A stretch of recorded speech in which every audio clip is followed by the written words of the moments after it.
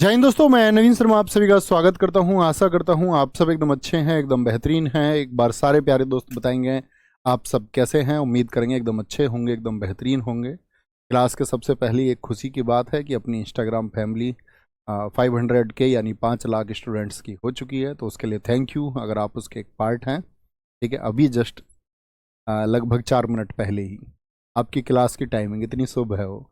अंकित चौधरी, विवेक सागर, मुस्कान राठौड़, मधु, अभिषेक रांगा, अनिकेत, अनिरुद्ध, शुभम, सारे प्यारे साथियों का बहुत स्वागत है। और आज हम दोस्त एसएससी का एक हर्ट टॉपिक है, एसएससी का दिल का एक टॉपिक है, बुक्स।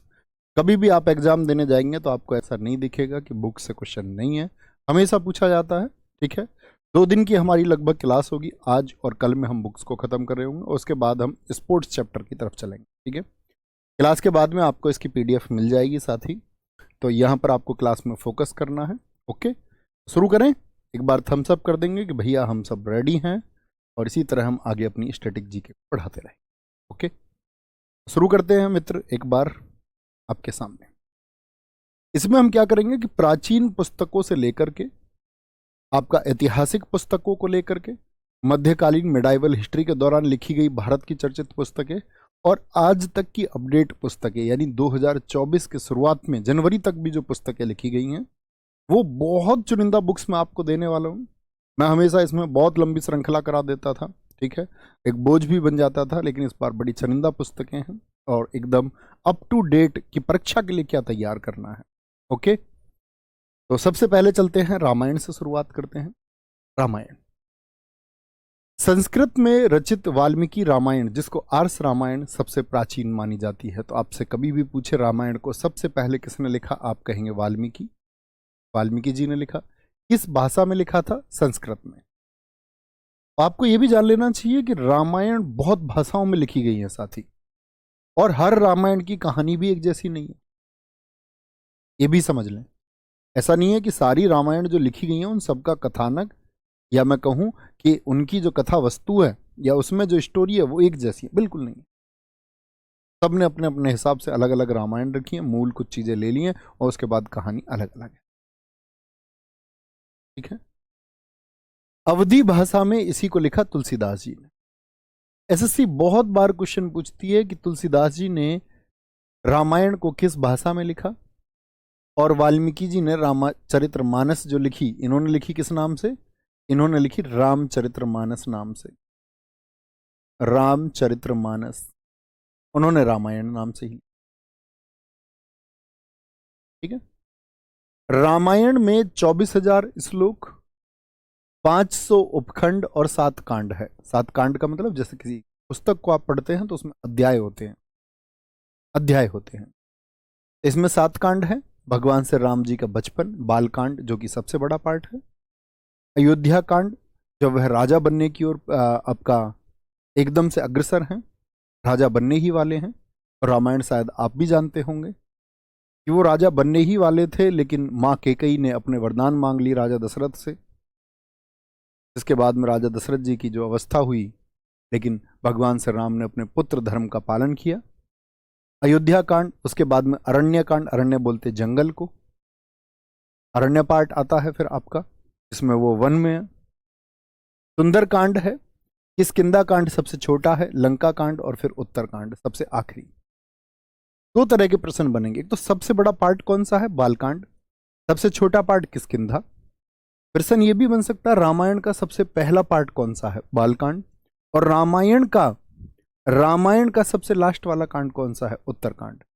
तो क्या बोलेंगे इसको, बाल कांड को हम इंग्लिश में भैया चिल्ड्रन कांड ना बोलेंगे, इसको हम क्या बोलेंगे, बाल कांड ही कहेंगे। ठीक है, और उत्तरकांड को हम क्या बोलेंगे, इंग्लिश में भी उत्तरकांड ही कहेंगे। ओके, रामायण का अंग्रेजी में अनुवाद किसने किया। अब अलग अलग लैंग्वेज के लोग थे, लिंग्विस्टिक लोग हुए, उन्होंने हिंदी में पढ़ लिया उसको, उन्होंने लगा ये तो इतने ज्ञान की चीज़ है, इसका अंग्रेजी भाषा में भी अनुवाद होना चाहिए, इंग्लिश के भी इसके साथ ही रीडर्स बनेंगे। तो आरटीएच ग्रिफिथ ने, एक बार आंखें बंद कीजिए, इमेजिन करिए मैंने क्या क्या बोला। मैंने बोला सबसे पहले जो रामायण लिखी वो वाल्मीकि जी ने लिखी, संस्कृत भाषा में लिखी। उसके बाद अवधि में तुलसीदास जी की भी रामायण ने प्रसिद्धि पाई है। रामायण में साथी आपका 24,000 श्लोक हैं, 500 उपखंड यानी चर्चाएं, और आपके अगर बात करें 7 कांड है, जिसकी शुरुआत बाल कांड से होती है जो कि सबसे बड़ा कांड भी है।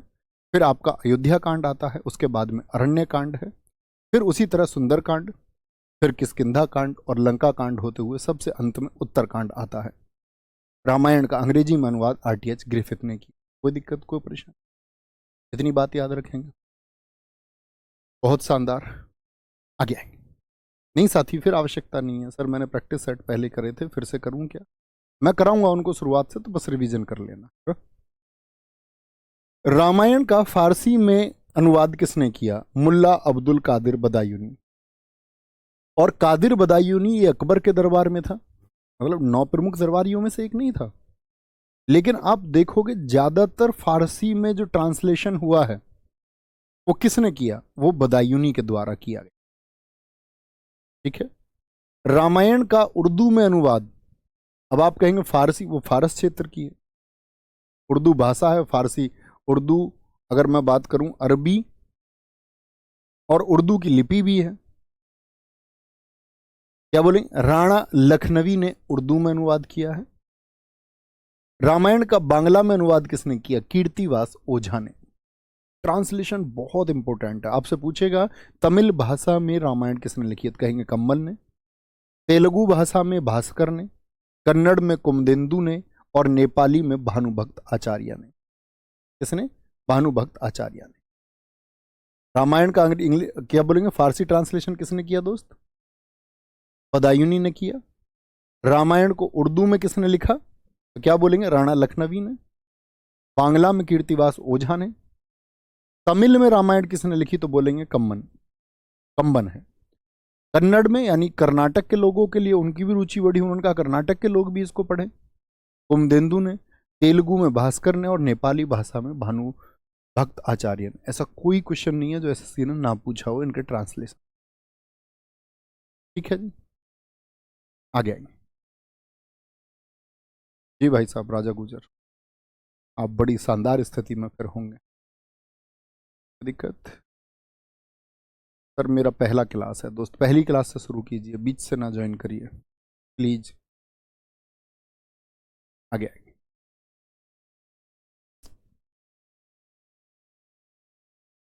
बताएंगे जी। नहीं मानते ज्ञानी, कोई दिक्कत, कोई परेशानी? संतोष वर्मा जी, इन क्वेश्चंस के आंसर मैं साथी पहले दे चुका हूं। इमेजिन करिए, आंखें बंद करके प्रयास कीजिए एक बार बोलने का। कौन कौन सी भाषाएं हमने बात की? मैंने आपसे बात की साथी की आपका, अगर हम बात करें सबसे पहला जो अनुवाद हुआ वो फारसी में हुआ, अब्दुल कादिर बदायूनी ने किया। उर्दू में राणा लखनवी ने इसको ट्रांसलेट किया। फिर बात आती है साथी इसकी बांग्ला भाषा में कीर्तिवास ओझा ने, तमिल में कंबन ने, कन्नड़ में कुमदेंदु ने, नेपाली में भानुभक्त आचार्य ने, और तेलुगु में भास्कर ने। कोई दिक्कत, कोई परेशानी? ये रामायण के ट्रांसलेशन। फिर आती है ऐसे ही महाभारत। महाभारत जिसको हम भारत जय या जय संहिता के नाम से जानते हैं। महाभारत के जो रचयिता हैं वो वेद व्यास हैं। इन पर बड़े क्वेश्चन मार्क हैं। कहते वेदों के रचयिता वेद व्यास, महाभारत के रचयिता वेद व्यास।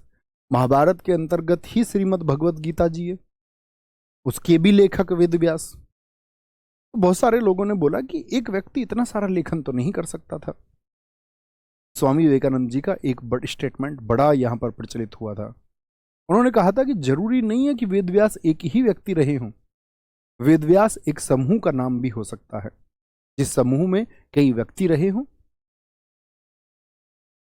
कृष्ण द्वैपायन वेद व्यास, ये जरूरी नहीं है कि वो एक ही व्यक्ति रहे हों। तो उन्होंने इसको इस तरह से परिभाषित किया। ठीक है। महाभारत को भी फारसी में किसने बदला? अकबर ने कराया। अनुवादक कौन है? देखो फारसी में कौन रचना कर रहा है? फिर से कादिर बदायूनी ने। किसके टाइम पे हुआ? अकबर के टाइम पर।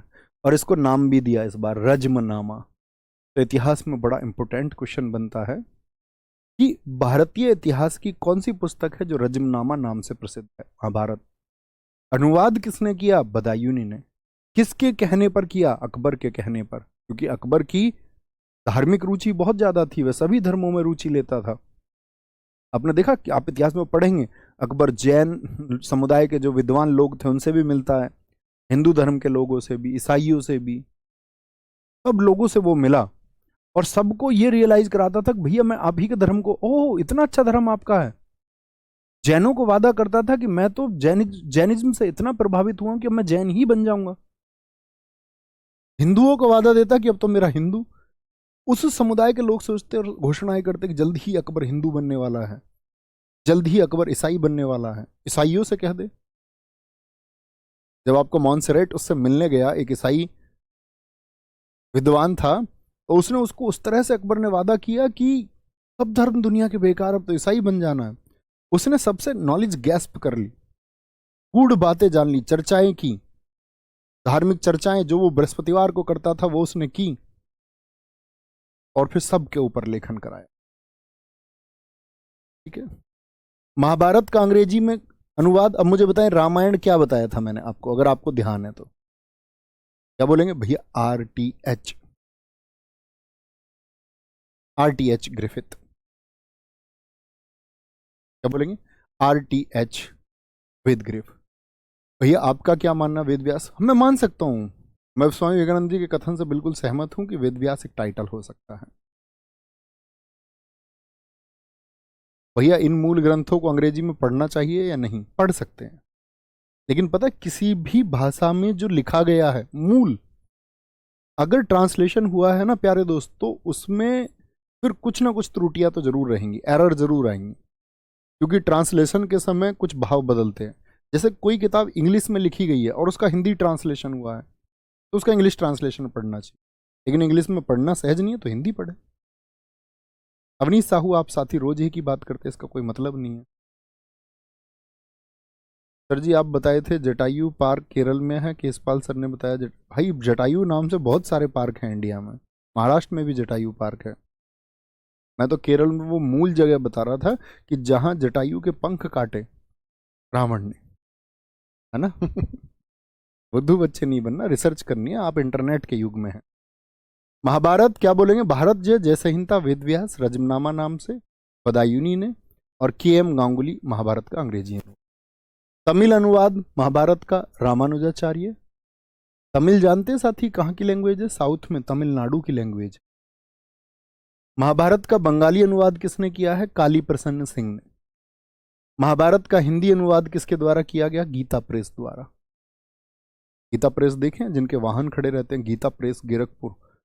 कई बार आप इसको रेलवे स्टेशन पर देखेंगे, कई बार एयरपोर्ट पर भी होती है गीता प्रेस की दुकानें। तो ये क्या करती है, भारत का जितना भी नॉलेज है या भारत के जितने भी ग्रंथ थे, चाहे वेद हो, चाहे उपनिषद हो, चाहे पुराण हो, चाहे कोई भी धार्मिक ग्रंथ हो, ठीक है, उन सभी को हिंदी भाषा में ट्रांसलेट करके, ताकि हर भारतीय तक ये ज्ञान पहुंच पाए।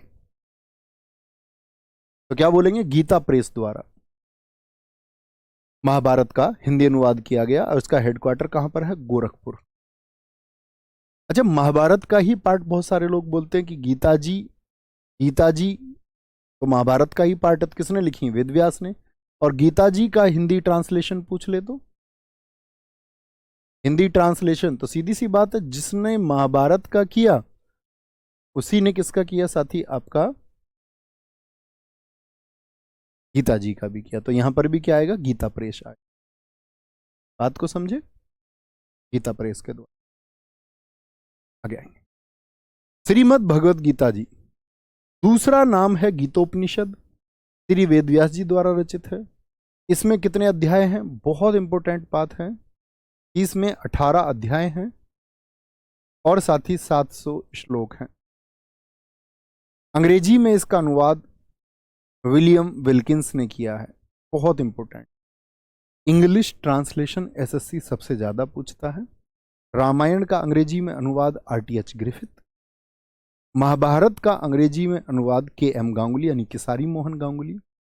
और साथ ही श्रीमद् भगवत गीता जी का अंग्रेजी में जो अनुवाद किया वो विलियम विल्किंस ने किया। और ठीक लिखा है रितु जी ने, गीता प्रेस गोरखपुर को गांधी शांति पुरस्कार मिला। वेरी गुड, ऐसे छात्रों की आवश्यकता है। उर्दू में अनुवाद किया है मोहम्मद महरूफ अल्लाह ने, ठीक है। अब आते हैं कुछ प्राचीन पुस्तकों पर। पहले इन तीनों की जो बात है उसको एक बार और देख लेते हैं, नजर मारेंगे 1 मिनट में क्या क्या चीजें हम पढ़ी। रामायण मैंने बताया सबसे पहले वाल्मीकि जी ने रचना की संस्कृत भाषा में, फिर तुलसीदास जी ने अवधी भाषा में, यानी अवध क्षेत्र अयोध्या के आसपास की जो 7 कांड हमने इसमें जाने। अंग्रेजी अनुवाद RTH ग्रिफिथ ने किया इसका। इसके बाद में साथ ही हम आए फारसी अनुवाद अब्दुल कादिर बदायूनी ने किया। फिर मैंने बताया इसको आपका कन्नड़ में यानी कर्नाटक की भाषा में कुमदेंदु ने, नेपाली में भानुभक्त आचार्य ने, तेलुगु में भास्कर ने, तमिल में कंबन ने, साथ ही आपका बांग्ला में कीर्तिबास ओझा ने, उर्दू में राणा लखनवी ने, और फारसी में तो एक ही व्यक्ति है, रामायण महाभारत दोनों के लिए क्या नाम है, अब्दुल कादिर बदायूनी। ठीक है। कुछ साथी यहाँ पर अपना स्कोर लिख रहे हैं कि मेरा SSC GD में उतना स्कोर आया। दोस्त अच्छा, मेरे कहने से आपका सिलेक्शन हो जाएगा क्या? कह रहे हैं कि इतने नंबर पर मेरा सिलेक्शन होगा या नहीं होगा?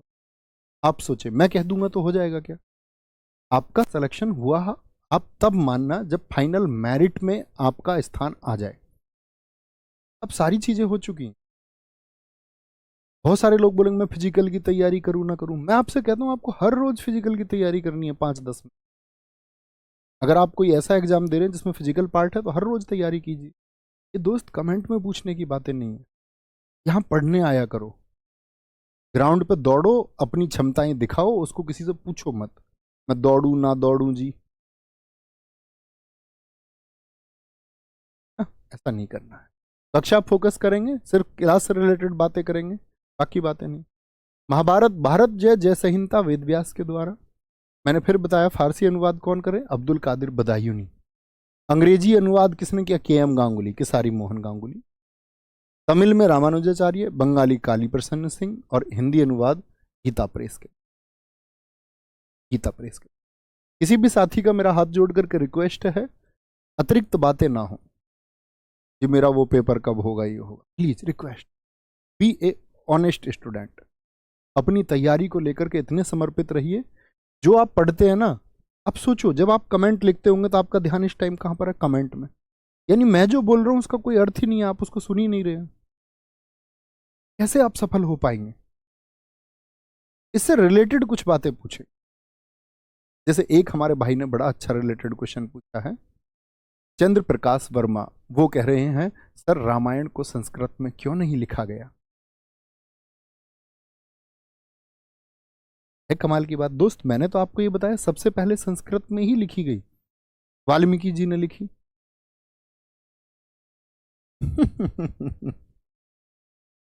ये इसी वजह से होता है क्योंकि आप अपना ध्यान कहीं और लगा लेते हैं।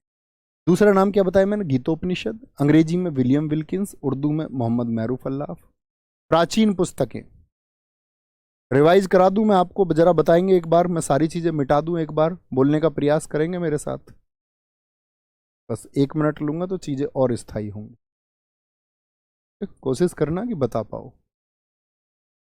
इंग्लिश वाले वर्ड्स देखने नहीं है, सिर्फ हिंदी में देखना है। कभी पता चले उसका इंग्लिश ट्रांसलेशन से लेकर के और उसको उठा लो, ऐसा मत करना भाई, चोरी नियत करना, बस ईमानदार रहना तैयार।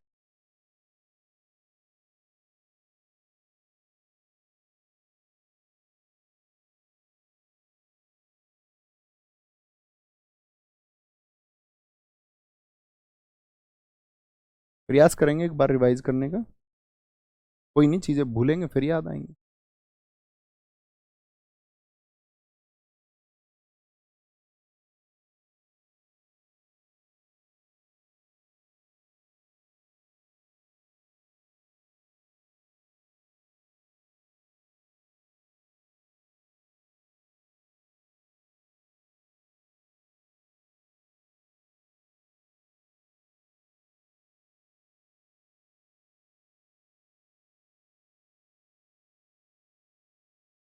आते हैं, कोशिश करना साथी बोलने का।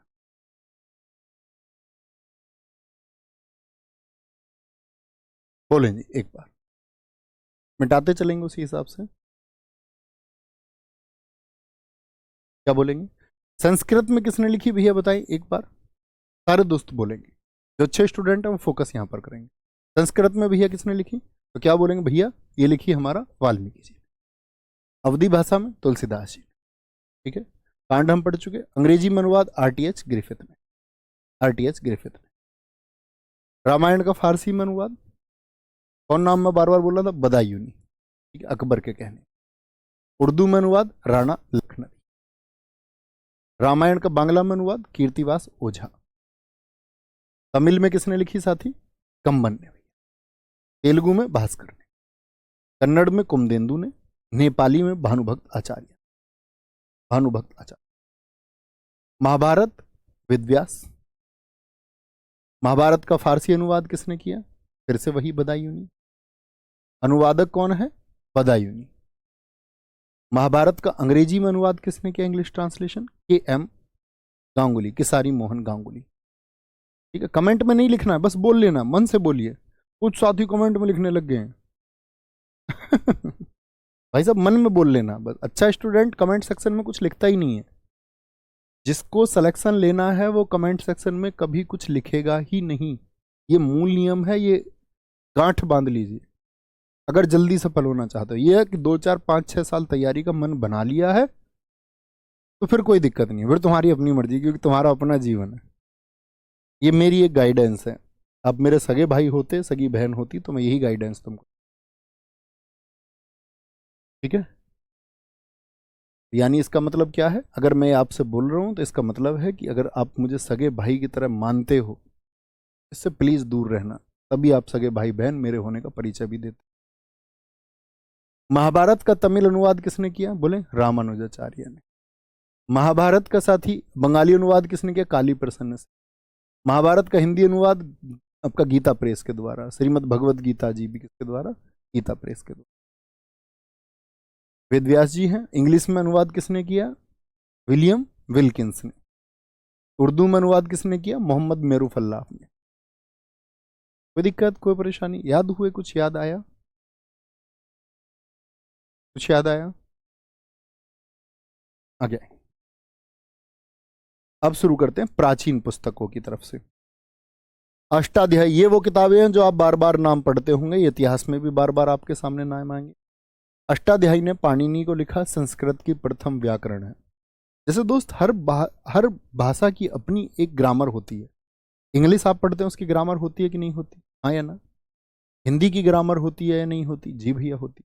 ऐसी संस्कृत की जो व्याकरण है वो सबसे पहले लिखी गई है, इसीलिए इनको प्रथम आपका ग्रामरोलॉजिस्ट बोलते हैं। प्रथम वैयाकरण इनको कहते हैं, अष्टाध्यायी को।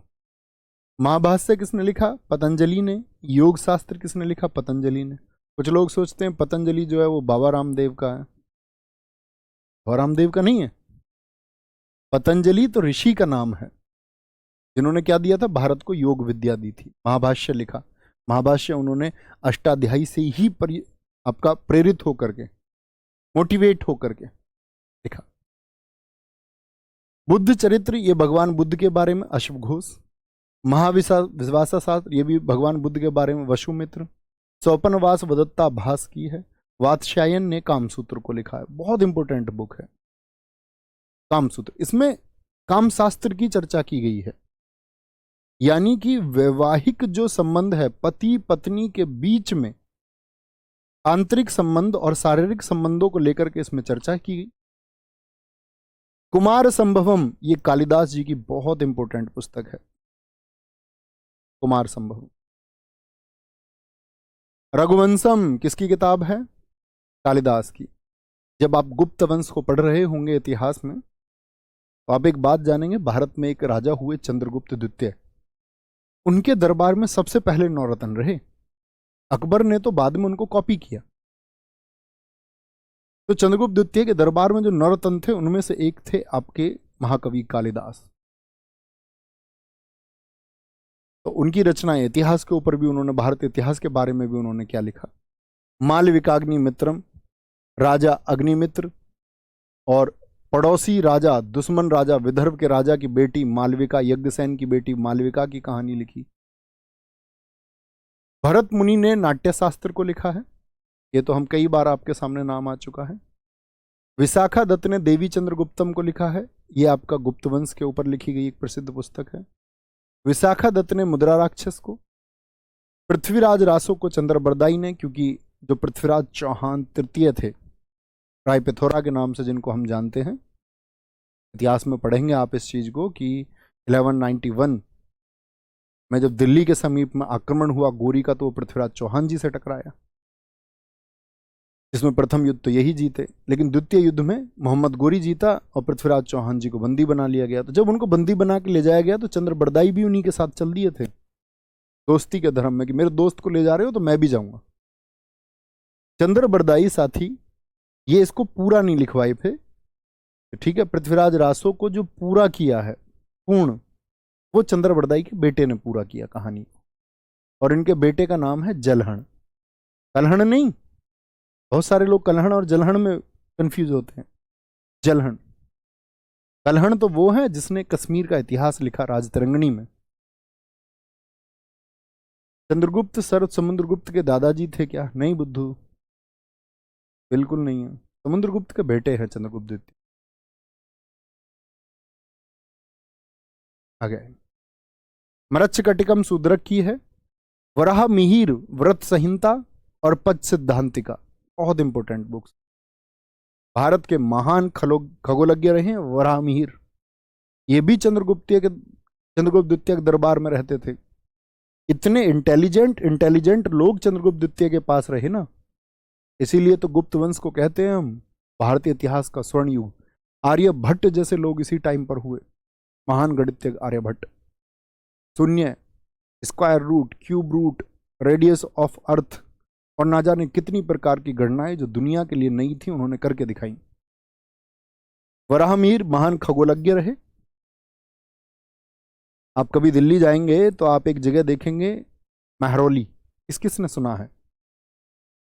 तो महरौली दरअसल में उसका पुराना नाम था मिहिर की हवेली, और वो मिहिर की हवेली यानी वराह मिहिर को चंद्रगुप्त द्वितीय ने गिफ्ट की थी कि तुम यहां रहकर अपनी रिसर्च करो।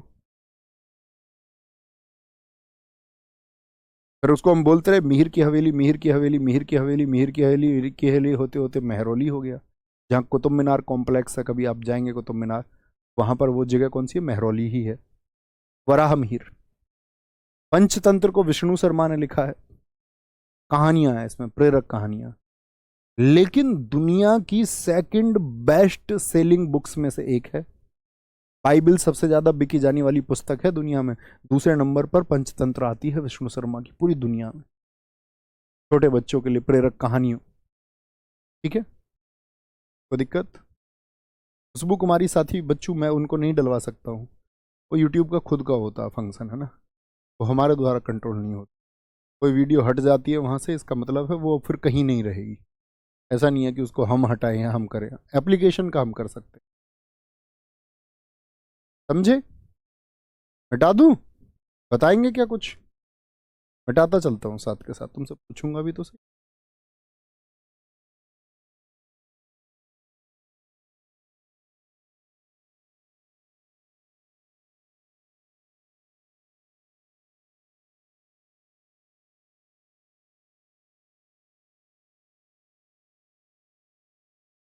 किरातार्जुनियम किसकी पुस्तक है? 12वीं की, बहुत पूछी जाती है। 10 कुमार चरितम ये दंडी की पुस्तक है साथी। इंपोर्टेंट तो सभी हैं। हर्ष चरित्र ये आप इतिहास में पढ़ेंगे। अब बाणभट्ट जो है ये साथी किसके दरबारी कवि थे? इतिहास पढ़ते समय आपको इन सब में स्पष्टता आएगी कि हर्षवर्धन सन 600 लेकर के 647 तक गद्दी पर बैठा। उसके बारे में उसने अपनी चीजों की प्रशंसा कराने के लिए एक व्यक्ति को चुना और कई सभाओं के बाद चुना। वो व्यक्ति थे बाणभट्ट, जिसने 2 नाटक लिखे, हर्षचरित्र। हालांकि हर्षचरित्र के 8 भाग हैं, उनमें से 5 ही भाग बाणभट्ट ने लिखे हैं, 3 स्वयं हर्षवर्धन ने लिखे हैं। कादंबरी, हर्षवर्धन की बात करते हैं साथी, स्वयं हर्षवर्धन की रचनाएं हैं रत्नावली, प्रियदर्शिका और एक रचना और है। 3 नाटक लिखे हैं स्वयं हर्षवर्धन ने। नागानंद, कितने लोग जानते थे ये नाम? जो लोग इतिहास पहले पढ़ चुके होंगे वो जानते होंगे। भवभूति की मालती माधव, पृथ्वीराज विजय जगनिक की है, राजशेखर की कर्पूर मंजरी और राजशेखर की साथी काव्य मीमांसा। राजशेखर की ही पुस्तक है काव्य मीमांसा। और याद रख लेना, यहां बुक्स में ट्रिक मत लगाने लगना प्लीज, नहीं तो पगला जाओगे। ट्रिक लगाने वाली चीज पर सिंगल नाम की कभी ट्रिक मत लगाना। अकेला अकेला नाम है, लगने को लग सकती हैं, 50,000 ट्रिक्स बन सकती हैं, लेकिन फिर भूल जाओगे। ये नाम डायरेक्टली याद रखना, प्रॉमिस करो भैया बुक्स में कोई ट्रिक नहीं बनाएंगे। सारे साथी एक बार प्रॉमिस करो, जो टॉपिक ट्रिक का उसको ट्रिक से, जो टॉपिक बुद्धिमानी का है, राइटर और ऑथर में ट्रिक मत बनाने लगना दोस्त। बहुत सारे मिल जाएंगे आपको थंबनेल यूट्यूब पर, सभी पुस्तकें ट्रिक से, 10-5 आपको ट्रिक से याद करा देगा और फिर बाकी उनका कोई अर्थ नहीं है। किताबें थी 20-25, पेपर में आई नहीं कुछ। ऐसा ना करना भाई, एक इंटेलिजेंट स्टूडेंट बनना प्लीज। कृतार्जुनीयम भारवी, दंडी 10 कुमार चरितम, हर्षचरित्र कादम्बरी बाणभट्ट, रत्नावली नागानंद प्रियदर्शिका हर्षवर्धन, मालती माधव भवभूति, पृथ्वीराज विजय जगनिक, कर्पूर मंजरी राजशेखर, काव्य मीमांसा भी राजशेखर, गीत गोविंद जयदेव, उनकी जय हो गई तो उनके गीत गाए गए, ऐसी ट्रिक्स मत बनाना। जयदेव। राजतरंगिणी कलहण, इन्होंने कश्मीर का इतिहास लिखा। कश्मीर का इतिहास मतलब 1151 तक का इतिहास, 1151 तक की जो हिस्ट्री, अगर कश्मीर के बारे में जाननी है कि वहां पर उत्पल वंश हुआ था, कारकोट वंश हुआ था आपका, और लोहार वंश वहां पर हुआ था, तो 3 वंशों के बारे में उन्होंने लिखा है। राजा जयसिंह तक उनका इतिहास है। और राजतरंगिणी में ही कश्मीर का अकबर सुनने को मिलता है किसको, इसलिए इतिहास में क्वेश्चन भी पूछा जाता है, कश्मीर का अकबर किसको कहा गया है? जलालुद्दीन को। क्यों जी? कहा इसलिए गया है क्योंकि जो अकबर की नीतियां थी उनको कश्मीर में लागू किया था किसने? जलालुद्दीन। जिसमें एक थी तीर्थ यात्रा कर खत्म कर देना। जैसे जजिया कर, आप लोग जब इतिहास पढ़ते हो तो आप एक बात जानते होंगे, 1563 में अकबर ने तीर्थ यात्रा कर को हटाया, 1564 में अकबर ने जजिया कर को हटाया। ऐसी ही दोनों चीजें कश्मीर से किसने हटाई? तीर्थ यात्रा कर और जजिया कर, वो जलालुद्दीन ने। इसलिए उसको कश्मीर का अकबर कहा गया।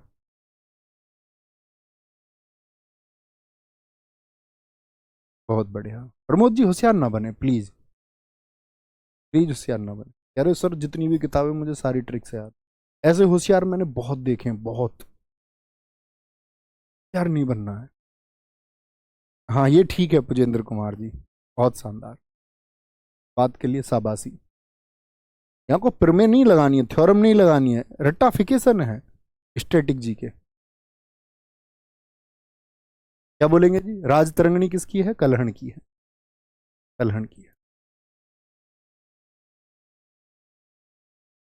तैयार है भैया बोलने के लिए? 2-4 किताबें भी बोल पाएंगे तो मैं बड़ी बात समझूंगा कि हाँ आप याद करने के राइट पाथ पर।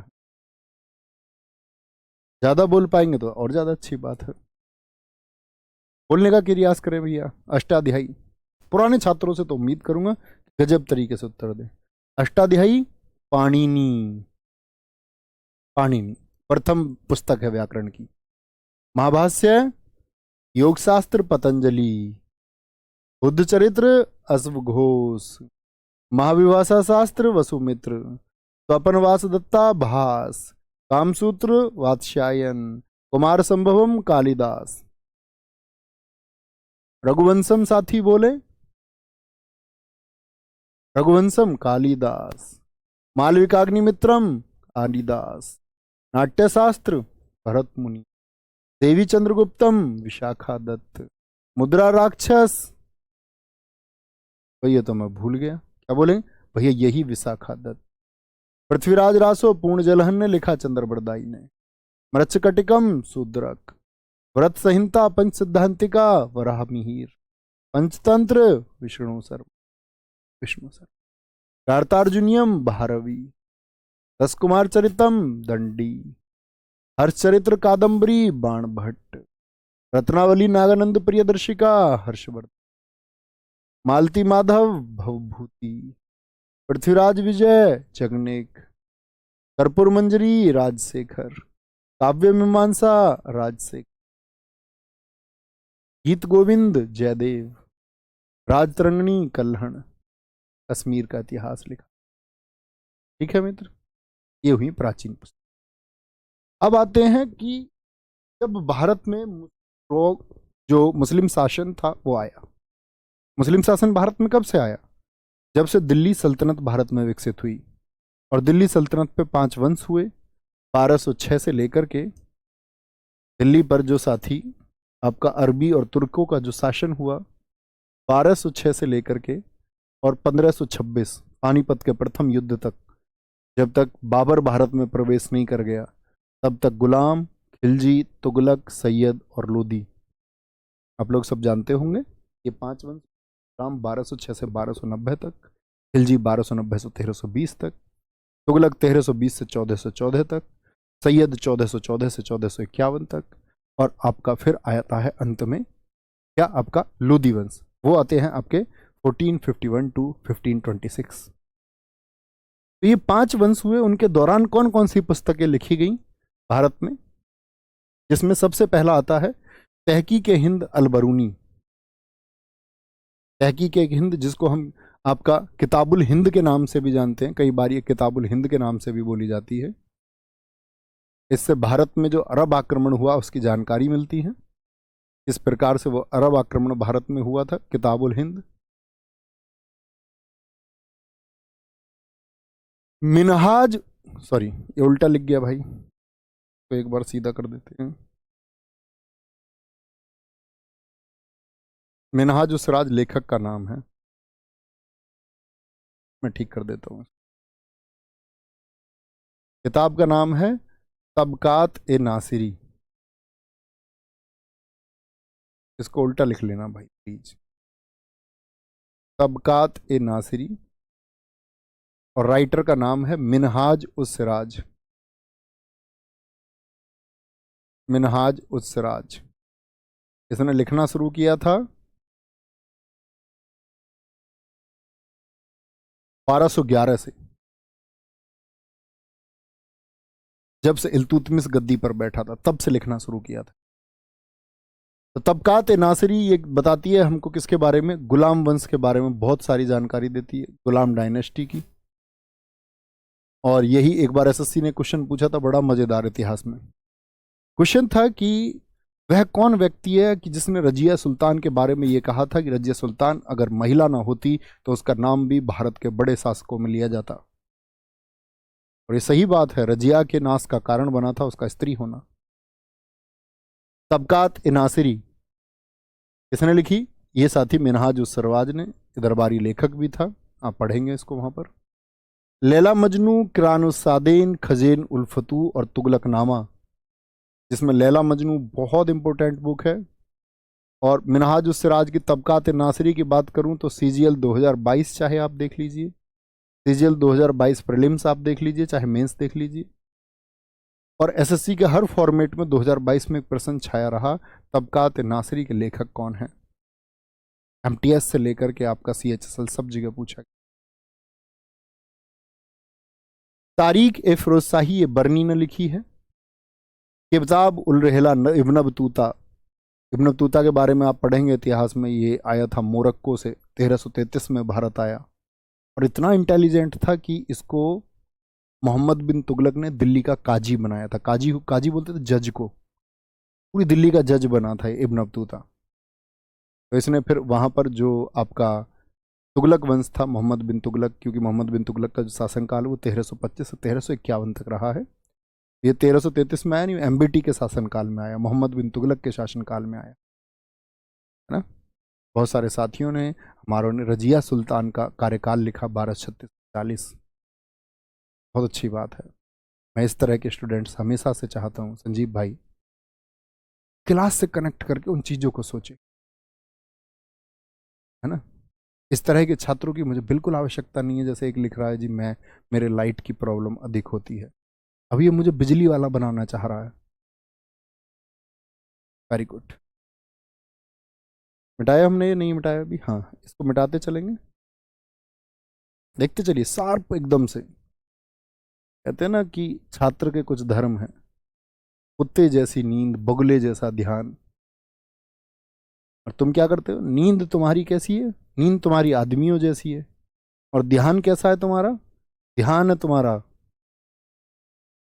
इसके जैसा समझ लो, ध्यान तुम्हारा समझो उस ऐसे जानवर के जैसा जिसको शेर यूं ही पकड़ लेता है, उसको पता ही नहीं है क्या चल रहा है। बगुला बड़ा एक्टिव रहता है, उसको पता है क्या होना है।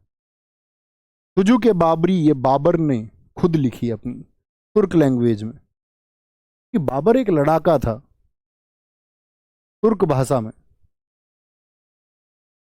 उसने अपना स्ट्रगल लिखा है इसमें, भारतीय राजाओं के बारे में भी लिखा है। मवैयान किताबें तो इसकी एक बहुत चर्चित दीवार पुस्तक भी थी, लेकिन आपको दो याद रख लेनी है। हुमायूं नामा, एसएससी के एग्जाम हिस्ट्री अधूरी रहती है इसके बगैर। कभी कभी तो पूरे मिडेवल हिस्ट्री, पूरे मध्यकालीन भारत से सिर्फ एक प्रश्न पूछ के खत्म कर देता है। हुमायूं नामा किसने लिखी? ठीक है, ये फारसी की रचना है, क्योंकि मुगलों की जो लैंग्वेज थी वो फारसी थी। अकबरनामा किसने लिखी? अबुल फजल ने। आईने अकबरी अकबरनामा का ही थर्ड भाग है, अकबरनामा का ही थर्ड पार्ट है। तीसरा हिस्सा, तीसरा भाग ही आईने अकबरी है। ठीक है, अकबरनामा का अबुल फजल ने इसको लिखा। जब पूरी अकबरनामा को लिखा तो आईने अकबरी भी उसी ने लिखा होगा, तो तीसरा भाग है। तो ठीक है, इसमें अकबर के बारे में बताया गया, अकबर के वंशजों के बारे में बताया गया, फिर अकबर का सैन्य काल बताया गया, फिर अकबर के बारे में बातें की गई कि उसने किस तरह से अपनी प्रशासनिक व्यवस्था को चलाया। तीन पार्ट हैं। फुतुहात ए आलमगीरी, आलमगीर किसको बोलते थे? औरंगजेब को। तो उसके बारे में किसने लिखी? ईश्वरदास नागर ने रचना। ईश्वरदास नागर, ईश्वरदास नागर।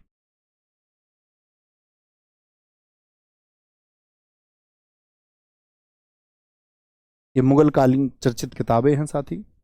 जहांगीर नामा को किसने लिखा? स्वयं जहांगीर ने लिखा है। चार चमन, ये शाहजहां के बारे में पुस्तक है। यहां से, इस पुस्तक से हमको शाहजहां का इतिहास पता चलता है। चार चमन, कभी पूछे आपसे, इतिहास में पूछ लेता कई बार, शाहजहां के बारे में हमको किस पुस्तक से पता चलता है? मजमु उल बहरीन और सीर अकबर, ये लिखी हैं दारा सिकोह ने। और सीर अकबर क्या था कि 42 उपनिषद, जो भारत के, आप जानते हैं कुल उपनिषदों की संख्या कितनी है? 108। उपमान्य निषद माने निकट। गुरुओं ने अपने शिष्यों को अपने नजदीक बैठा करके जो ज्ञान दिया, तो वो पढ़ लिया। भारत के उपनिषद पढ़ लिए दारा सिकोह ने, और कहते हैं कि पूरे मुगल काल के जितने राजा और राजकुमार थे उन सब में सबसे बुद्धिमान दारा सिकोह हुआ। लोग ये भी कहते हैं कि भाई जो शाहजहां के चार बेटे थे उनमें सबसे बड़ा बेटा दारा सिकोह ही था, और शाहजहां हमेशा ये चाहता था कि दारा सिकोह गद्दी पर बैठे, लेकिन औरंगजेब ने उसको रिप्लेस कर दिया। तो लोग कहते हैं कि गद्दी पर अगर दारा सिकोह आ जाता तो भारत का भविष्य कुछ और होता, क्योंकि इसकी हिंदू दर्शन में बहुत रुचि थी। ये बहुत सम्मान करता था, इसके गुरु लाल बैरागी जैसे गुरु, जो हिंदू गुरु थे, इसने चुने थे अपने। लेकिन दोस्त, ये सच है कि शासन चलाने के लिए सिर्फ ज्ञान की आवश्यकता नहीं है। जो लीडरशिप शासन के लिए चाहिए थी वो औरंगजेब के पास थी इससे बेहतर। आप इतिहास में पढ़ेंगे कि दारा सिकोह की गर्दन थाल में रखवा करके भिजवाई औरंगजेब ने शाहजहां के सामने कि ये लो, इसको राजा तुम बनाना चाहते थे। इसकी रुचि थी, ये सिर्फ धार्मिक कार्यों में लगा रहा, शासन के प्रति इसकी, इसीलिए औरंगजेब ने इसको 3 युद्ध हराए लगातार। आप पढ़ेंगे उसको, सामूगढ़, देवराई, धर्मट। मजम उल बहरीन बहुत पूछी जाती है, सीर अकबर भी बहुत पूछी जाती है। किसकी हैं ये दारा सिकोह की रचनाएं हैं। दारा सिकोह, ये स्वतंत्रता संग्राम के समय की पुस्तकें हैं। बोले जी साथी, एक बार बोलने का प्रयास करें। तहकीक हिंद अलबरूनी, अरब आक्रमण के तबकात नासरी, ये तो मिट जाएगा भाई, अब तुम याद रख लेना इसको। मिनहाज उस सिराज, मैं मिटाऊंगा तो नीचे तबकात नासरी ही दिखेगा। लैला मजनू, किरान सादिन, खजेनुल फतू, तुगलकनामा, ये आपके साथी अमीर खुसरो, तोताए हिंद जिसको हम बोलते हैं। तारीख फिरोज शाही, जियाउद्दीन बरनी। किताबुल रहला, इब्न बतूता, बगल में जूता। तुजू के बाबरी, बाबर, मो भाई सॉरी, बाबर। ठीक है, हुमायूं नामा, गुलबदन बेगम। अकबर नामा, अबुल फजल, ईश्वरदास नागर। जहांगीर नामा, स्वयं जहांगीर। चार चमन, चंद्रमान ब्राह्मण। ठीक है, मजमुल बहमी, सीरे अकबर, ये साथी दारा सिकोह की पुस्तक। नजरअंदाज नहीं करना है इनको। ठीक है, आगे स्वतंत्रता संग्राम के समय की पुस्तकें। सत्यार्थ प्रकाश किसने लिखी? दयानंद सरस्वती जी ने 1875 में। एसएससी सीजीएल में ही पूछा गया आपका प्रीलिम्स में कि दयानंद सरस्वती जी ने सत्यार्थ प्रकाश को किस वर्ष लिखा और किस भाषा में लिखा? 1875 और हिंदी। गीतांजलि सेकंड एडिशन भी लिखा हुआ है नीचे 1882। दयानंद सरस्वती जी आप जानते ना, बताना कौन से संगठन से जुड़े रहे थे? सॉरी, दयानंद सरस्वती जी किस संगठन से जुड़े रहे थे भैया? आर्य समाज। शुद्धिकरण करने का प्रयास इन्होंने चलाया, शुद्धि आंदोलन इन्होंने चलाया। आर्य समाज यानी कि इन्होंने कहा वेदों की ओर लौटो, बैक टू वेदास, वेदों की परंपरा को अपनाओ। गीतांजलि और गोरा, गीतांजलि के लिए तो साथी क्या है, हमको पहला एशिया का पहला नोबेल प्राइज किस बात पर मिला? 1913 में। मैं नोबेल पुरस्कार जब बताऊंगा तब भी बताऊंगा आपको, एशिया का पहला नोबेल प्राइज है, इंडिया का तो पहला है ही। लिटरेचर के फील्ड में, किसमें? साहित्य के क्षेत्र में, लिटरेचर के फील्ड में यानी साहित्य के क्षेत्र में पहला पुरस्कार है। अन्य पुस्तकें इनकी postmaster, the post office, stray birds, vocation, Kabuliwala और चौखेर वाली। बहुत इंपॉर्टेंट है, काबुली वाला और चौखेर वाली को किसने लिखा है? रविंद्रनाथ टैगोर ने। ऐसा भी हुआ है एसएससी एमटीएस में तो, जैसे कि लगभग 36 सेट आए, तो 36 सेटों में आपका हर सेट में किताब आई। 3 पाली हुई, 36 दिया 108, 108% बुक से आ गए, हर किताब से लगभग प्रश्न है रिपीट होने वाला। बहुत बढ़िया, बहुत सारे साथियों ने लिखा था। आर्य समाज 1875, इसमें मैं देख पा रहा हूँ सबसे ज़्यादा विस्तृत रूप से लिखा है दीपक कुमार जी, बहुत शाबाश। सिपाही म्यूटिनी किसने लिखी है साथी? आरसी मजूमदार ने, 1857 के संग्राम का सरकारी इतिहासकार है। एसएन सेन को भी नियुक्त किया गया था, याद रख लेना। A nation is making, Surendranath Banerjee, यानी कि ये वो लोग हैं जो भारतीय स्वतंत्रता संग्राम की लड़ाई में साथी क्या थे? शामिल थे।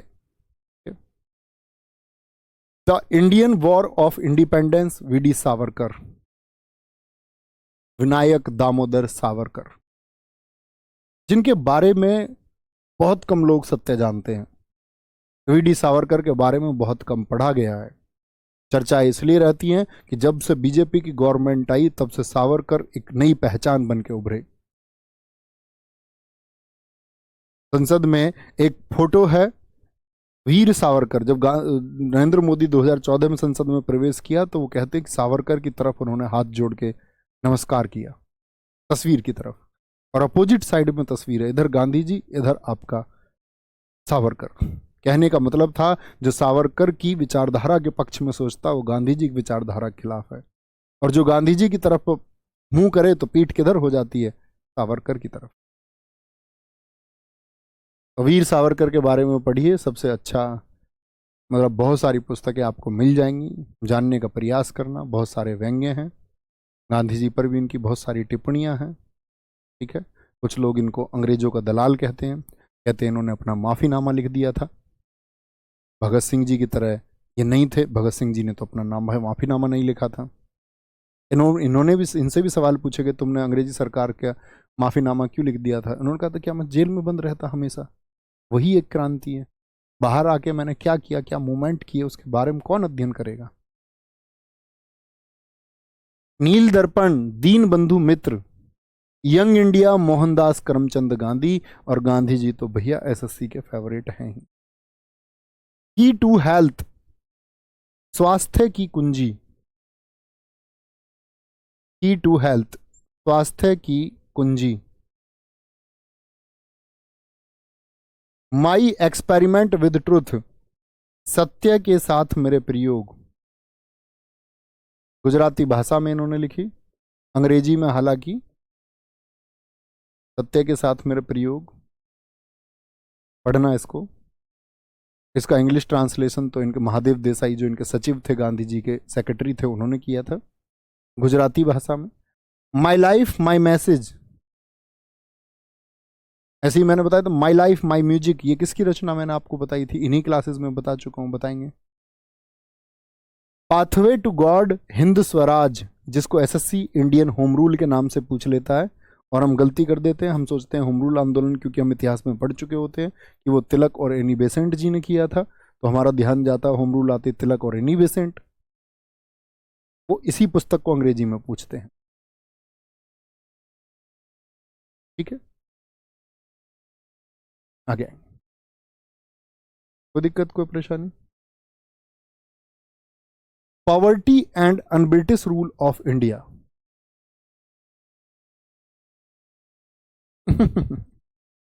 जी,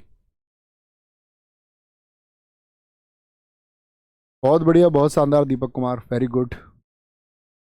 poverty and unBritish rule of India Dadabhai Nehru ji की बहुत चर्चित किताब है। इन्होंने इस किताब में ड्रेन थ्योरी दी। इन्होंने लोगों को समझाया था कि कैसे अंग्रेज भारत से पैसा निकाल के बाहर पहुंचा रहे हैं।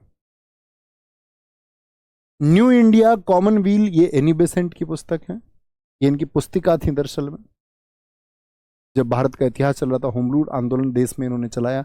एनी बेसेंट हमारे यहाँ की नहीं थी, आयरलैंड की थी। बाद में इन्होंने भारत की नागरिकता ली और उन्होंने अपना संपूर्ण जीवन भारत की क्रांति को दे दिया था, भारत को स्वतंत्र कराने के लिए। कांग्रेस से जुड़ी रही। आप लोग जब पढ़ेंगे इतिहास में तो आप जानेंगे कि ये कांग्रेस की प्रथम महिला अध्यक्ष हैं 1917 में। सरोजिनी नायडू प्रथम भारतीय महिला हैं 1925 की। ये प्रथम भारतीय महिला थी कांग्रेस की अध्यक्ष। इन्होंने भारत के एजुकेशन के लिए क्या कुछ नहीं किया। 1898 सेंट्रल हिंदू कॉलेज बनाया, वही बाद में 1916 में बनारस हिंदू यूनिवर्सिटी बना। भारतीयों के लिए इन्होंने आपका होम रूल आंदोलन चलाया, गृह शासन, अंग्रेजों के खिलाफ लड़ी। ये हर जगह एक्टिव रही देश दुनिया में। जहां जहां संघर्ष की बात थी, जब इन्होंने देखा कि भारतीय संघर्ष करें तो भारतीयों के साथ आ गए। History of Hindu chemistry PC Ray, Soviet Asia Pandit Nehru, whither India Rabindranath Tagore.